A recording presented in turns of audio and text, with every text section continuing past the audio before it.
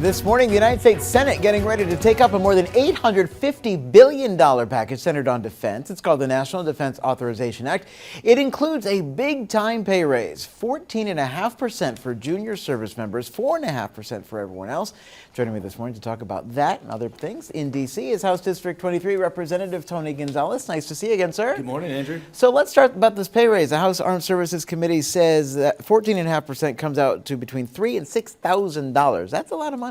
It is a lot of money. You know, everyone always talks about supporting service members, but when the rubber hits the road and it's time to pony up, they run for the hills. I remember 25 years ago, I enlisted out of the Navy Recruiting Center across from Ingram Park Mall, and my paycheck at that time was $887 a month, right? And so here we fast forward 25 years, and not a lot has changed. We have a lot of young service members that are still living in poverty, and so it was a big win for junior enlisted service members in general. But 4.5% across the board, that's a big win for all of us as a whole, service members. Here locally, we were able to get nearly $250 million with a B, which is big, right? Lackland Air Force Base got some wins. Fort Sam got some wins. I think it's very important for us here. When you're looking at, the next administration and this administration, looking at strengthening the military, strength through peace, all that, how much do you think this raise will help with that? A big part of it.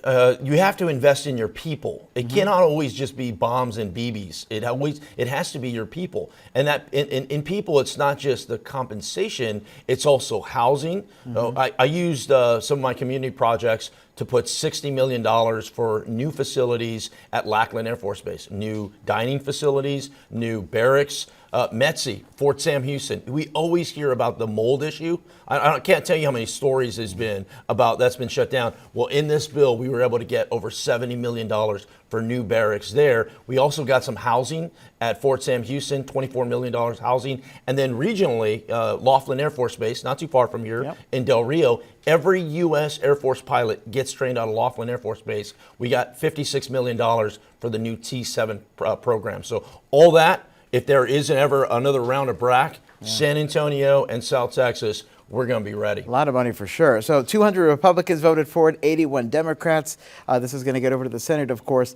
Some of your Republican Texas colleagues, though, voting against it. I want to bring up something that Representative Chip Roy says.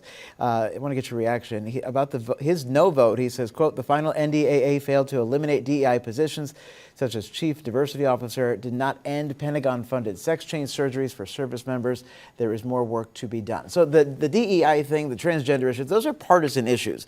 Should issues like that be in something like a defense bill like this? Well, I won't speak for other members, but we actually got a lot of things in there. One of the things was to ban transgender in the military. I mean, there's a lot of things in there that are somewhat controversial. Usually that number is a lot higher as far as the amount of Democrats that vote for it, but there were some people that were upset with that. The way I look at it, there is always a reason to say no on a bill. Always, always, always. Oh, it goes too far. It doesn't go far enough.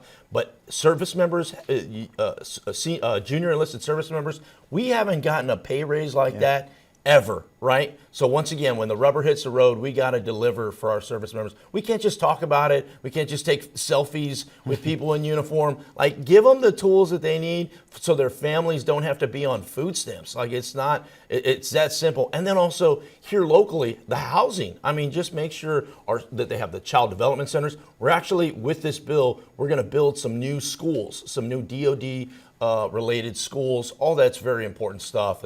No time for the politics. Want to talk about December 20th. That's another big day. Shutdown coming down the road here. Money from the government runs out again. We were back here in September. This happens, you always get right close to it.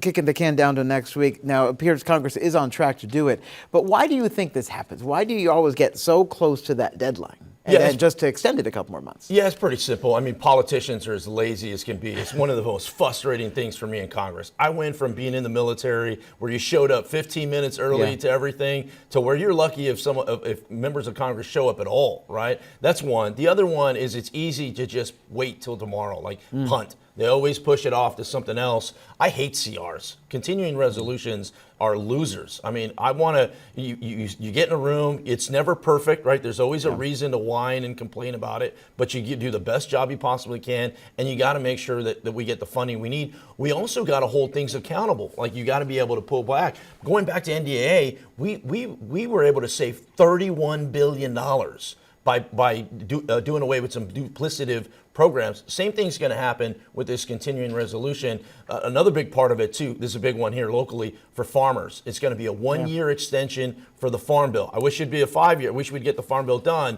but 1-year extension for farmers is a lifesaver. I can't tell you how many farmers and ranchers are in dire need because of just the water, the drought that we've had here in South.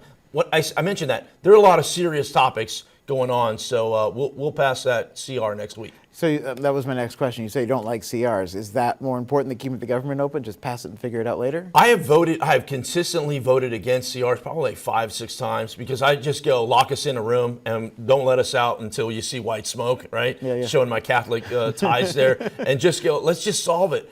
It's really hard to do. And so essentially what boils down to is, do you let the government shut down? What really got me kind of on board with this CR is the farmers. It's a 1-year extension for the farmers, and what we saw what happened with the hurricanes out in East Coast doesn't impact us, but one day it will, right? You know, just like we had Hurricane Harvey in Houston here in Texas. So everyone likes to say, oh, we will be there for you. Oh, those poor people in North Carolina that had their whole lives washed away. But once again, when it's time to pony up and the federal government to actually help you for once, there's always a reason for someone to say no. I'm going to vote yes on the CR, push us to it, but I'm going to keep striving. We got to have some cutbacks on it. It can't. The spending is absolutely out of control. The debt is too high. Representative Gonzales, Thanks, great to see Andrew. you. Appreciate it. See ya. Ashley.